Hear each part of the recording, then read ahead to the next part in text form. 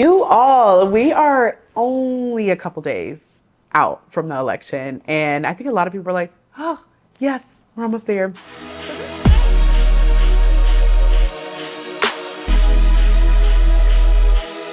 Whip it, whip it, work, work, work, work.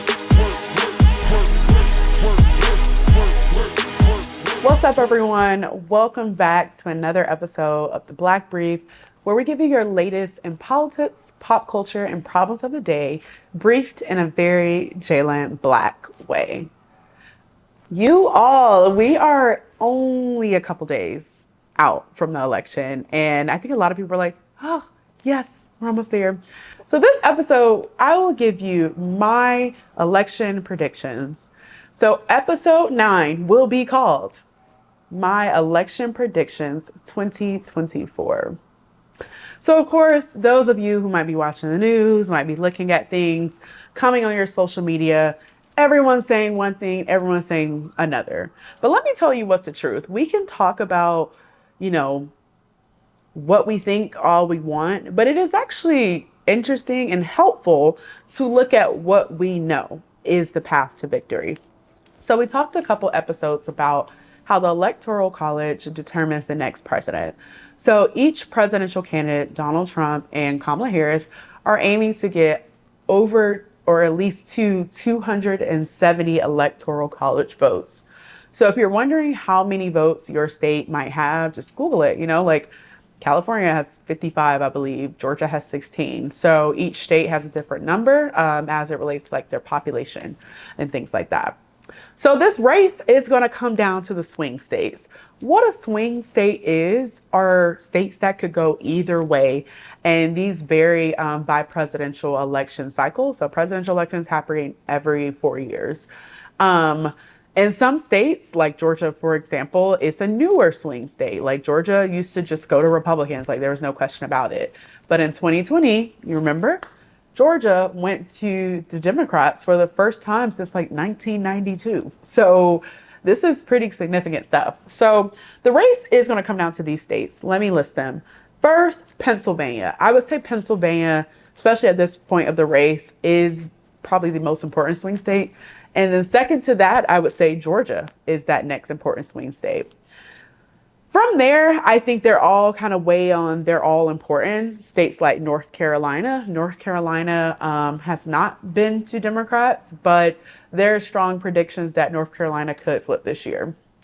Wisconsin is a state, like this is a normally red state that Kamala believes can pull off. I think what would be helpful for the Democrats is that Tim Walz, the vice presidential nominee with Kamala Harris, is from Minnesota. Minnesota's right next to Wisconsin. He's also not just from there, but he's from a rural part of Minnesota where he grew up with very few people. So he's really talking to a lot of rural voters, a lot of people that have just seen underrepresented by our government overall. So he's reaching those people. Michigan is a swing state. Michigan is a state that normally would go to the Democrats, but this year, because of a number of factors, which we're going to get into, it could go either way. Arizona is also on that list. And Arizona is an interesting state, right? Like you had a very interesting governor's race that happened in Arizona. And then on the Senate level, it's a big Senate seat up for re-election of Mark Kelly. So that is going to be happening as well. So let me tell you what I think. When you talk about these swing states and the path to victory and things like that, understand a couple things. If you don't win some of these states, you have to win other states. For example, if Georgia, for some reason, does not go to the Democrats this year, you have more importance in like a North Carolina, a Pennsylvania, and Michigan combination, right? If Michigan, for example, goes to the Republicans, that makes a different map. So you have to pick up other states. And that's kind of how it works at these swing states. Ideally, both candidates want to win all of these swing states, and they both can make cases to why they can win them. What ultimately wins a state is it breaks down to the counties, it breaks down to cities, and it just goes down from there. So if you look at all of these states, And there's some really good reporting out there about like predictions of certain districts and things like this. But what they're looking at and what I look at is a number of factors. One, local issues. What is going on locally in these states to where people might not understand who is the sole decision maker on this thing, but it might play out how they feel about the presidential. For example, in Georgia, one big local issue that has been ongoing is Cop City, or the training police center that is being built in Atlanta. Where this kind of left off at and is ongoing is that organizers got together and they had a significant number of ballots for signatures to get this issue on the ballot. The state pretty unfairly dismissed a lot of those signatures and said, no, this is not going to work. And so normally a lot of people that would be organizing right now for like a political candidate, they're upset with just the entire political process. They believe that it's very anti-democratic for that to happen. So they're like, well, you can't show up for our issue. We won't show up for this issue. You look at states like Michigan. Michigan would normally, again, be a part of that blue wall. But Michigan also has one of our highest population of Muslim Americans. A lot of people are upset about the ongoing war and a war, genocide going on in the Middle East. So you might predict that, let's say you're a Muslim voter that normally would vote for Democrats, but Democrats are in power and America is funding the genocide. So to them, they might be like, this is my issue. This is non-negotiable. I'm not voting. And then you look at states like Pennsylvania. Pennsylvania, yes, you have Philadelphia, which is a lot of like liberal like areas in Philadelphia and around Philadelphia, but you also have a lot of just working class, blue collar, skilled workers and in the state. So when you think about all these things, so in certain counties, you know, if the supply chain, again, inflation is still a big problem for voters. And if you're a blue collar worker, you're not having a lot of shifts and like extra income. Your full day is being spent and your wages aren't matching the cost of living. And I look at that. I also look at demographics. Let's go back to Georgia, for example. Georgia capital is Atlanta, Georgia. Atlanta, Georgia is one of the fastest growing cities in the world, y'all. That's why the real estate getting bought. That's why it is a fast growing city. Traffic is horrible, you can tell. But what is interesting in how fast it's growing is that demographics are shifting.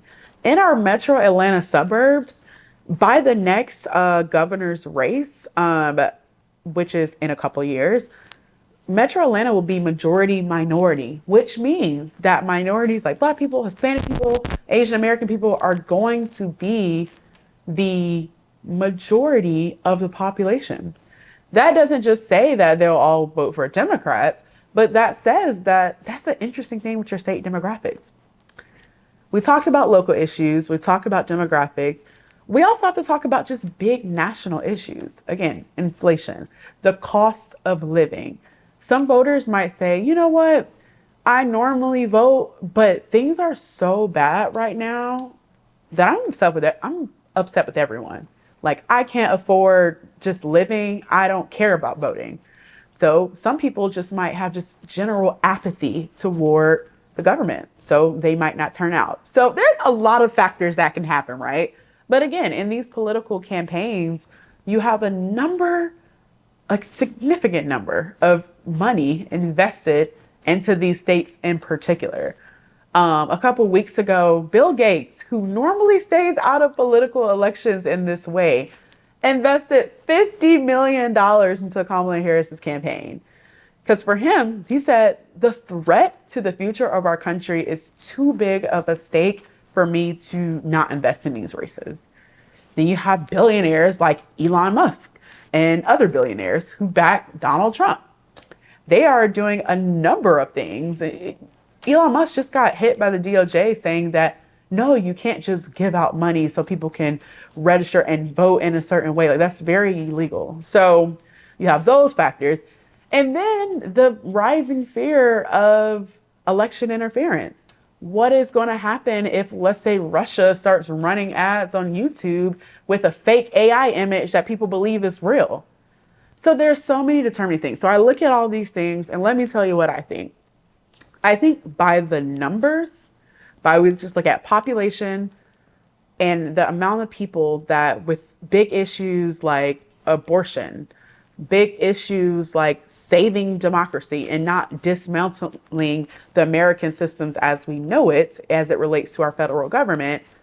And when you talk about LGBTQ protections, you talk about protections of women, that's a large swath of people that impacts, to where I do believe Democrats can win the presidential election. But what it's ultimately going to come down to, and on election day and in the early voting days, is turnout. It doesn't matter if you have the numbers if you can't successfully turn them out for you. So for a lot of, we talk a lot about Donald Trump, Kamala Harris, but for a lot of people, it's like voting and not voting. There are still a lot of people that want to sit on the sidelines. And that's why I encourage you listening, if you know them, just check in with people, because no one's going to say, hey, I'm not voting. A lot of times people are just going to sit and they're not going to vote and they don't want to tell anybody about it. These are problems, you all. And again, regardless of how you vote, you have to vote. Please just vote. And I want to make something very clear about these election predictions. If you vote for a third party candidate, please know that third party candidate is not going to win. They are not going to win. So usually when you have more of the numbers of people that will vote for a certain party, because in this way, I'm saying that I think the Democrats have the numbers. But if some of those Democrat leaning voters, or they normally would vote for Democrats, if they're voting for third parties, that is essentially a vote for Donald Trump. Again, how numbers work. Don't fight me on it. This is how numbers work. This is how polls work. This is how elections in America work. Not voting also helps Donald Trump, because you're talking about, again, it comes down to turnout. If you're someone that normally would vote for a Democrat and you're not voting, that now helps Republicans.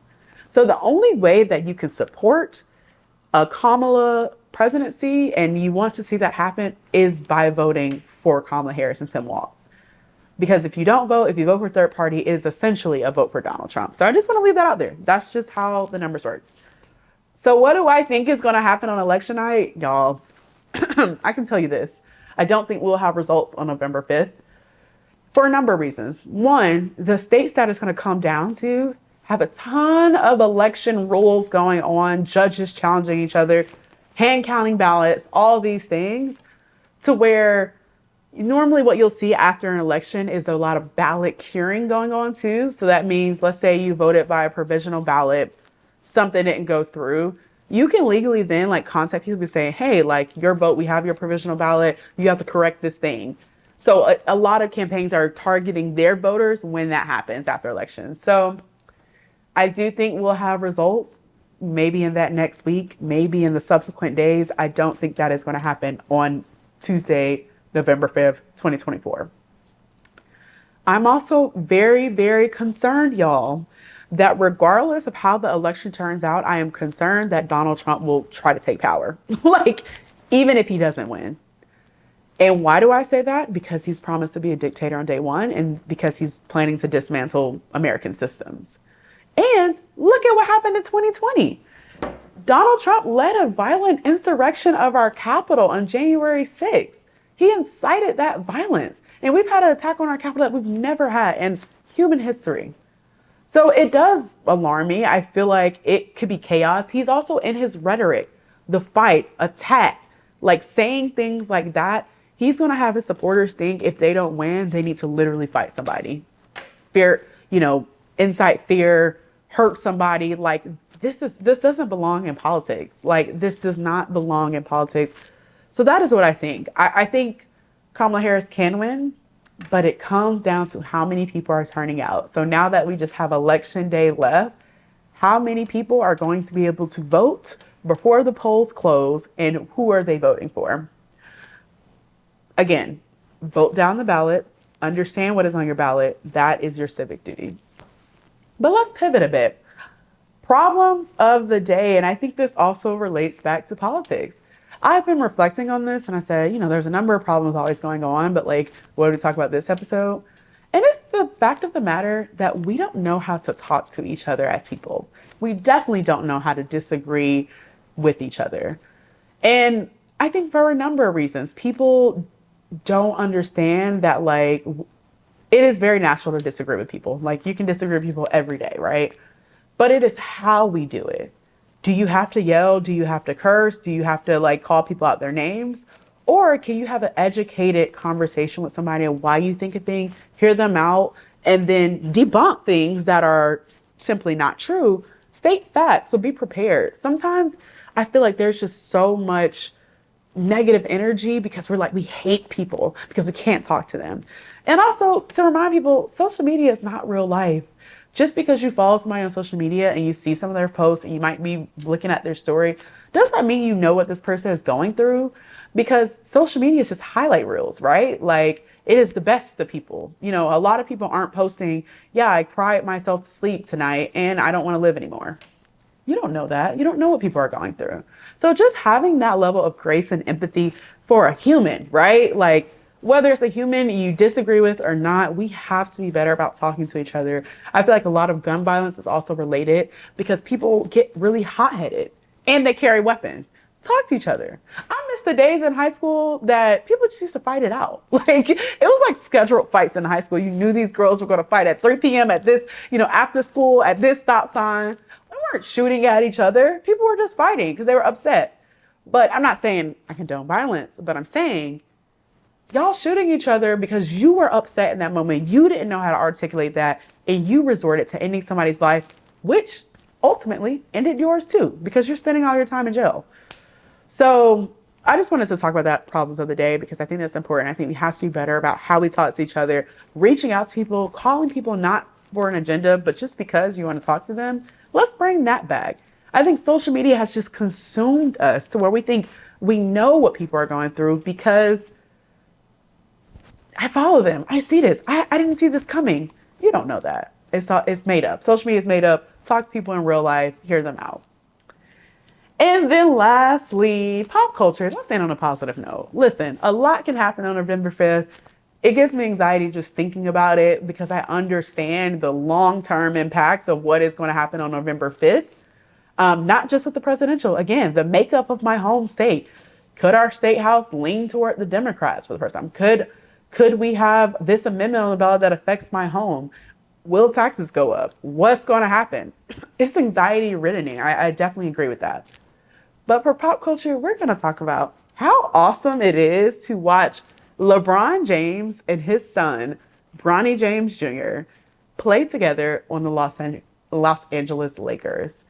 So Bronny was drafted 55th overall in the draft. And I love this. He was able to go to the Lakers. They played in their first game together. And I think those pictures will literally be in NBA history. Because first of all, they look so much alike.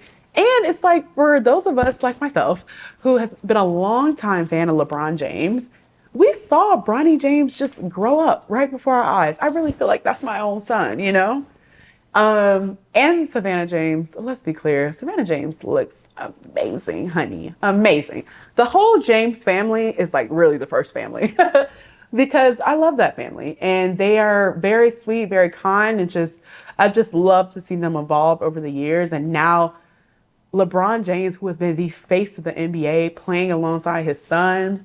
And for all you haters out there, let's also remember Bronny James almost lost his life last year with a heart condition. And that was just so scary. He ended up passing out. So to see someone undergo that, make his dream of being in the NBA, you've seen your father play in the NBA all your life.